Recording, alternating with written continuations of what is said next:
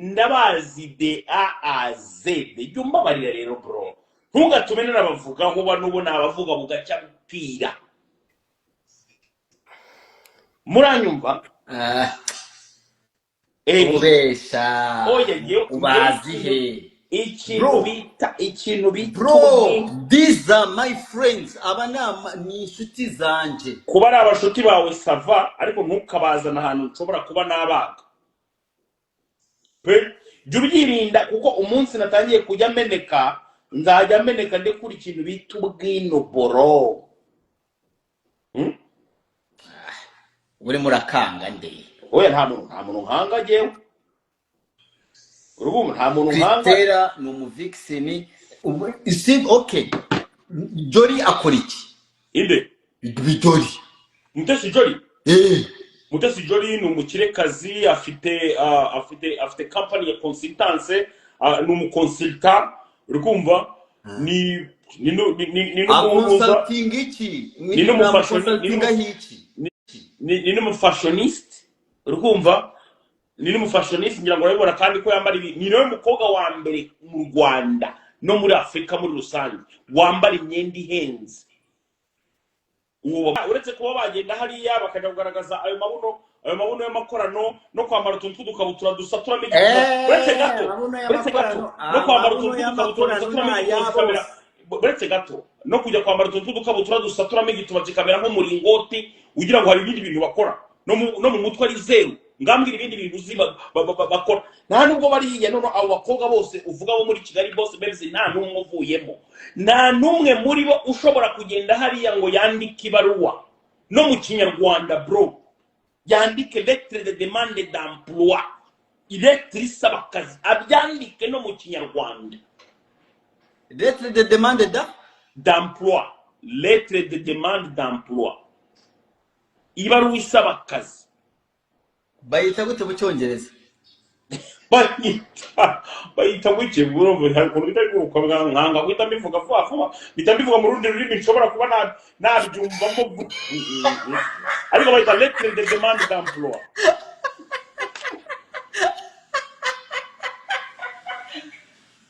nariye kuvuga nari nagiye kubitekereza mu mutwe ngo letter whatever mbona wapi ntabwo biraza vuba so reka ngende gake ariko nanjye simbiza ariko dushobora kuvuga job seeking letter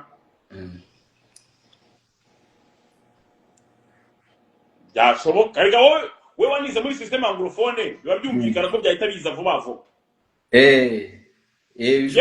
buri uzacunga neza icyongereza cyane sinjya nkunda no kugikoresha cyane ngo ntabwo ari cyo nize mu ngewe primaire na maternelle na secondaire so urumva rero ari ukuntu ngitegerezamo gake nkaza gukotora nkavuga verbe nkayivuga aho itagakwiye kuba yakoreshwa ariko umuranjijisha abo bakobwa bawe rero niyo nkubwira ntabwo bashobora kuba bakwandika niyo leta mugani wango ni leta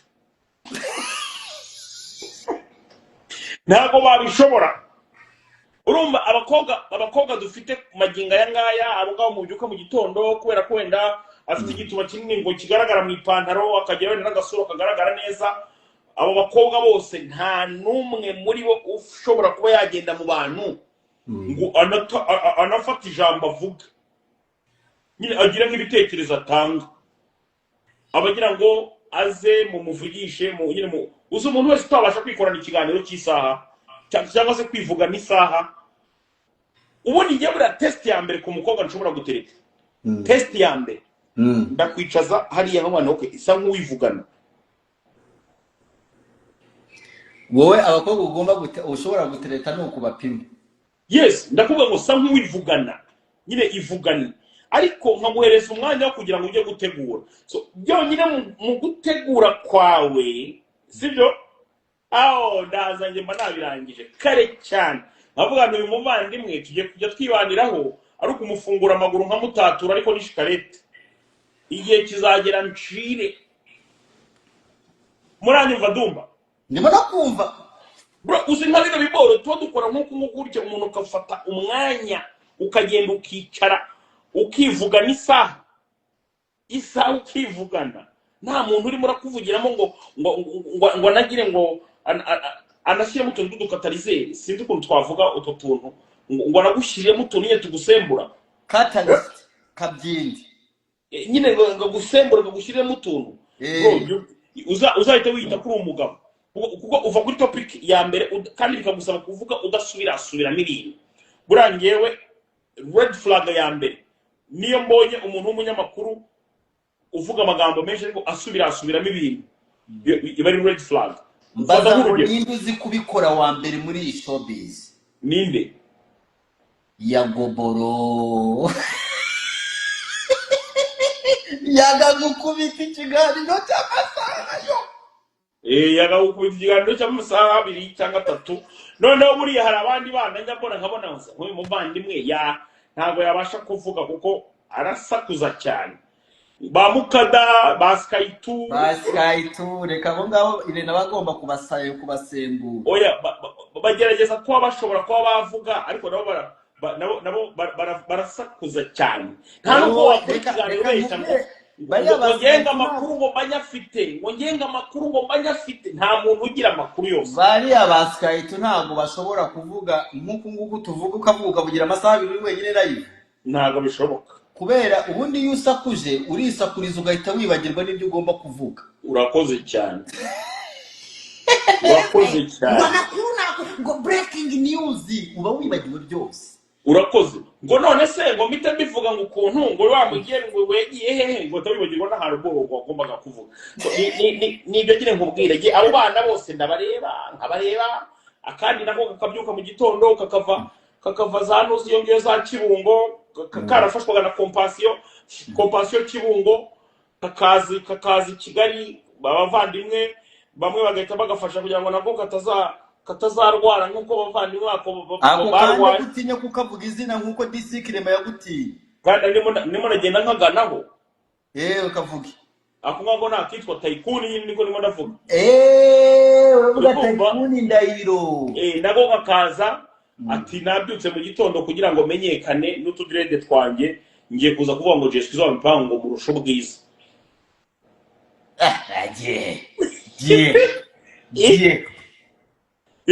Tycoon ko ari bogazi uvuze neza cyakora wenda wo ariko uzwo we yavuze ngo ni mwiza so urumva rero kwera ko wambwiye ko nawe hari ukuntu ngo bimeze ndabona ahantu uri muragana abakobwa nibo babimbwiye baba kuri mwiza bavuze ko bogare ni Tycoon. Asante so nkunze kongera ukagasubiramo akajambo ngo bogare genda urebe video yakoze we yavuze ko ngo ari mwiza noneho nza gukurura n'akandi gafoto ukumva kebwite yambaye ibitenge na za rouge à lèvres n'amarouge mbese ndavuga niyo kumbe nuko bimeze Tycoon mbikwereke yo bro genda rumiwe erega urubyiruko rwinshi batekereza ko kunyura muri iya nzira aribyo bishobora kuba byabagezayo. Iyihe nzira? Iyo nzira y'akabuno si nguyu se uyu se si we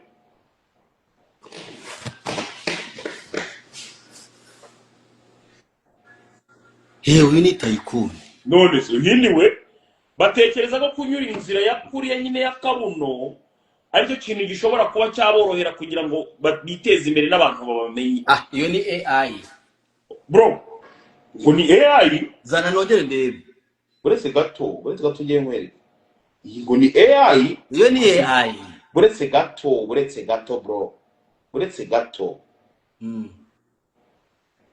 dore uyu ni inshuti yanjye Tycoon oya ntumbwire ko Tycoon nawe buretse gato hano Tycoon mkundu walikuwa wakiufungua cha urofa hapo Tanzania mkundu walikuwa wakiufungua Tycoon walimfungua mkundu hapo Tanzania walikuwa wakifungua mkundu pika mambo makubwa mazito ya rabbi. ibyo byose ni ibintu byagiye bibera Tanzania. Nari nabirinze no kubivugaho bro. Hano umwana bita Tayikuni yari umugore w'umusore bita Rajabu. Oya ntabwo ari Rajabu bavuze w'umuge. Rajabu niwe wajyaga mukubita ibintu binini cyane. Njye ndi umwe mu bantu bakwiye Tayikuni Tanzania, nawe azabibabwira mu biganiro akora. Bro, no wumve ko najyaga nanirinda no kuba nabivugaho nkabyirinda. N'amaginga yangayo bishaka nge nahamagara muzera yabo. Yaranyihamagariye tumulize, Rajabu mwite tumulize sasa. Yaranyihamagariye wenyine arambwira ati sha ibintu mwankoreye ntago ari sawa, namwanze byagenze bite. Ati mume wangu kaenda. Ndamubwira ni tabasamu kaua.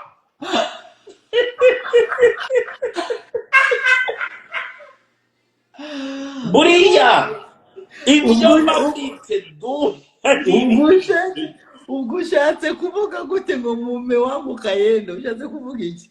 Nukuvuga ngo umugabo wanjye ngo yaragiye. Sasa ni nani alikuwa anatomba nani? So walikuwa wakitombana. Walikuwa wakitombana. Ni back and flip, bara flippingana nyine uragenda hakuriya wenda urumva umwe aratangira undi agakurikira. Jama. Nubona umuhungu utinyuka agahagarara mu bantu. Yite iboga havuze ko afite itoto akaza akavuga ngo ni mwiza. Narabibonye bitagira ubwo. Hari amagambo y'abagore siko bizigera. Hari terime z'ibigore, ni terime z'ibigore. Ijambo nka bogare. Bogare byo ntabwo iyo ni terime y'abagabo bro. Kubwira umugabo ataka bro, urabona kano kaboko nge ndi bogare. Yes, ndinyo nkubwira. Tekereza naho umuntu bita the trainer nawe adashobora kugenda hariya ngo ndi mwiza. Nese the trainer ni mwiza? Achia hapo nimeingia huko. Achia hapo. Hapo nimeweka kitu.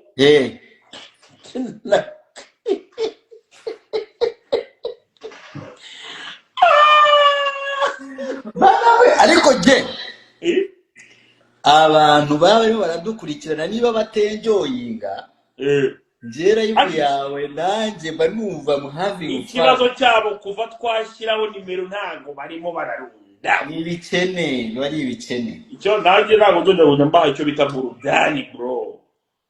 Burudani ntago nzongera mbaha burudani nimba uko nkuko bimeze. Noneho nkajya kubona nkabona akagobyi kose ngashaka kuzamuka gutwika kumenyekana karaza kavuga ngo ngiye kurira Jesu zo mipango. Hari utwo mbona nkabwihorera nkagatse kakano gafumi koko najya ukavugaho nkabyihorera nkabyirengagiza. Ariko ari igihe kiba ngombwa ko wenda nanjye mu gihe nicaye ntacyo ndimo ndakora banza nkagufatira umwanya bro. Abantu baguma bakwataka wowe wikorera ibintu byawe ureba. Warangiza when you feel like uri bored. Ndonalipua sasa. When you get bored. Ndonalipua.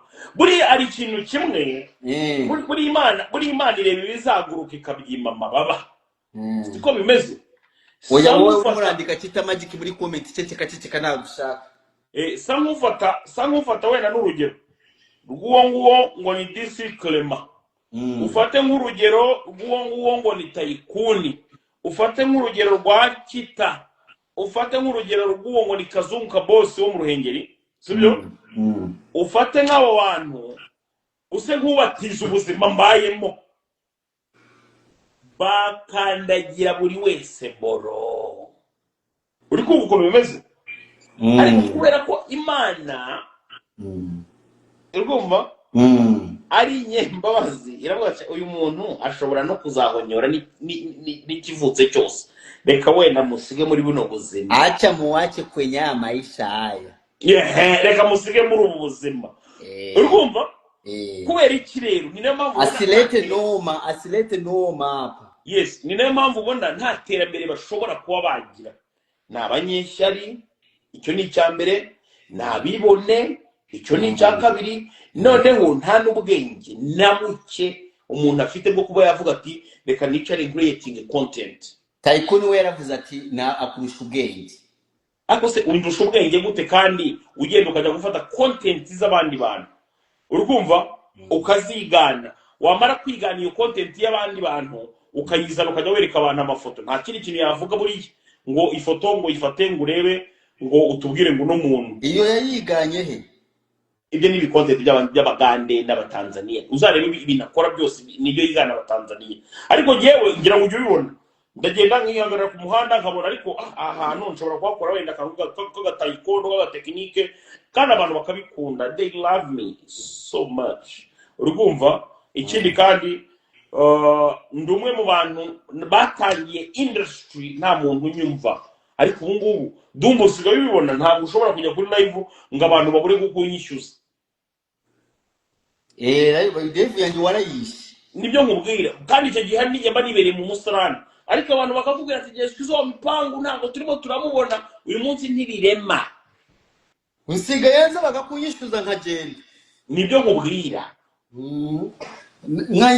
None usigaye unyibyaho nza nkakubwira gutumbagira karayivu ngo nari nkiri murimo gukora ibi ngibi. None no buriya kugira ngo byemere neza, umunsi napfuye bro, nibwo noneho uzabyemera neza yuko nari nkenewe. Umunsi wapfuye abantu bazajya bambona bakwibuke. Nibyo mvuga. I'm your friend. Nibyo nkubwira ngo umunsi napfuye uzabibona, abantu bazakonyishyuza ujye kugira ngo se ngo nijye wamwiye.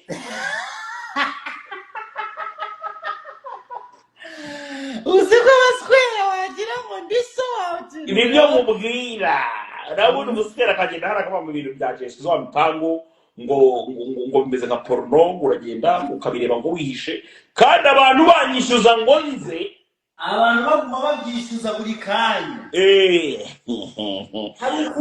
Mbaye muri no industry imyaka 10 nkora ama live urikumva Dumba.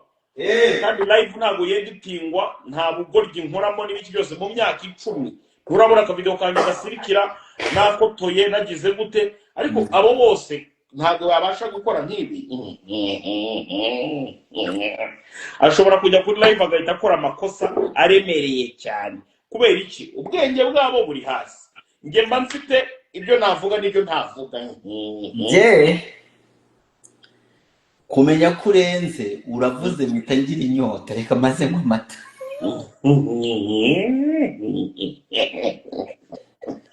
Uri mubi cyane.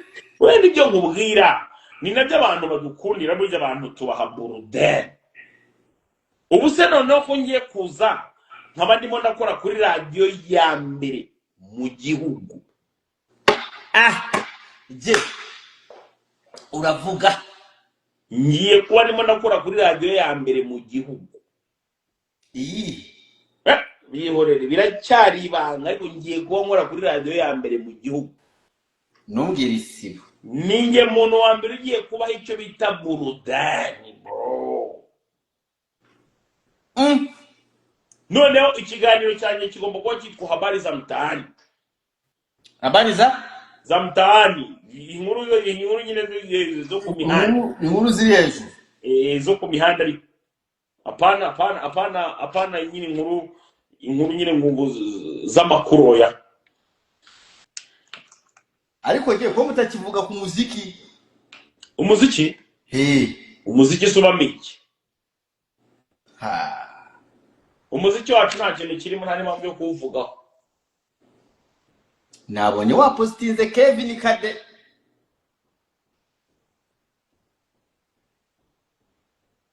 Ariko warura Dumba? Ariko warura Kevin Kade. Dumba waruraho? Waruraho Dumba? Kevin Kade. No, ariko ari umwana wavuga ngo ugiye kuzamura hano, nta nubwo nongeye kumubona, byagenze bite? Bamwita buretse gatoya turamusubiraho. Kevin Kade. Dumba rero ikintu kimwe nawe utajya umenya, uyu muziki wacu nta kintu kirimo.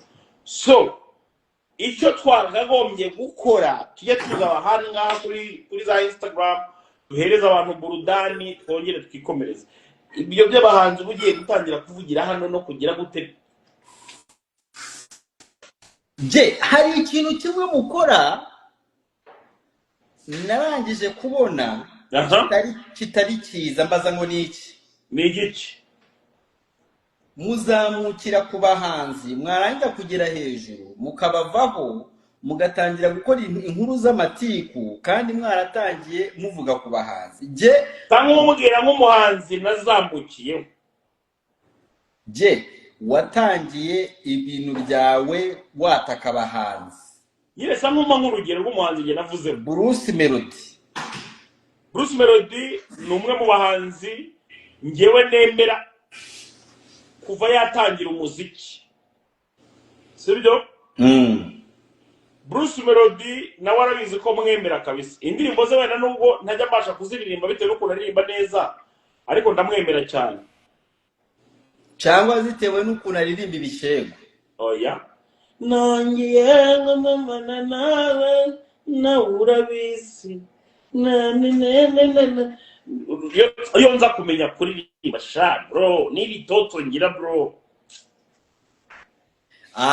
Mfite indirimbo nshasha noneho wavuga iyo nguswera mu matako.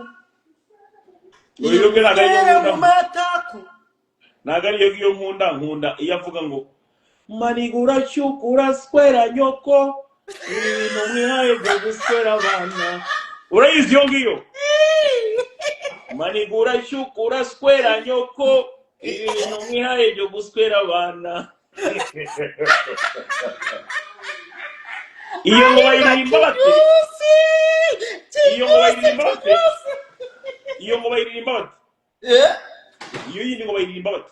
Ngo iyo nguswera mu matako nkabutwaye inda. Bayita kugisi yo ngiyo? Iyo bayita babaze muri comment barabikubwira. Ngo bayita nguki? Babaze muri comment barabikubwira. Ariko nkunda umuntu witwa Kinyusi. Oya ni igikoko. Bruce Melody ni igikoko. Iyo nguswera mu matako nkagutera inda. Vuga iyo nkayo yawe igenda gute? Ntabyo nzi. Umva. Agira kandi karirimbo. Agira kandi karirimbo